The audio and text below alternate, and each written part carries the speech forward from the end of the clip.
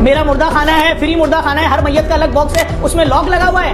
एक मैयत तो 1 मिनट के लिए आती कि ये लॉक कर ले, 256 नंबर, अभी इसका डीएनए हो रहा है। कुछ अगर आप समझते हैं संजीदगी कि हो सकता है कोई क्राइम हुआ हो सकता है कोई जूतों में केमिकल लगा के यहाँ से गुजरा हो, उसके बाद मतलब पहले दिन से एक अजीब बात हो रही है। वो जो उनके सरबराह पास्ता सब आते हैं, पहले आकर रोते हैं, बहुत रोते हैं, बहुत रोते हैं, फिर उसके बाद वो स्टेटमेंट देते हैं, हाँ हाँ जिसको करनी है कानूनी कार्रवाई कर लो, देख लूंगा मैं। आप मुझे एक छोटी सी बात बताएं, क्या छत पे 2 शावल मार के सुराख नहीं हो सकता था? किसने सीढ़ी पे ताला लगाया? किसने सारे दरवाजे बंद किए? नहीं, इस पे जो बात करेगा उसकी ऐसी की तैसी। क्यों?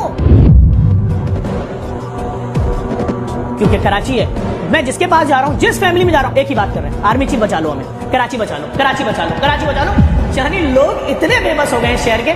मैंने 7 में इंसानी आज़ा जमा करके दिए थे और वजीर आजम उस वक्त थे नवाज शरीफ, उनसे अपील की थी, एक बच्चे का पांव उठा के, सर ये इंसानों के लाशें हैं। मैंने आंखों को धोया था कि ये बॉले नहीं है, ये इंसानी आंखें हैं। और जब मैंने अगले दिन देखा तो वो दूसरे में थी। मैंने साने अब्बास टाउन में अपील की कि जो मलबा उठा उठा के फेंक रहे हो नदी के ऊपर, ये इंसानी गोश्त है, ये इंसानी अकड़ियां हैं। फिर मैंने खुद दिखाई वीडियो कि देखो जानवर खा रहे। तो जब आप अपने शहरियों को इंसान, ये किस, मैं तो कह रहा हूं जो शख्स कह रहा है ना वहां खड़े होकर हुकूमत को या वजीर आला को कि माशाल्लाह सब क्लियर है, यहाँ कुछ भी नहीं है, खुदा की बारगाह में तो उसकी बहुत पकड़ है। हुकूमत को चाहिए सबसे पहले उसको बुला लें, आ जाओ, हम तुम्हारा दिल देखना चाहते हैं, किस चीज के बने हुए हो। अफसोस कराची वालों से अफसोस, ये वीडियो देखकर बहुत बुरा लगा, लेकिन ये हकीकत है। आप भी ज़्यादा से ज़्यादा आगे शेयर करें।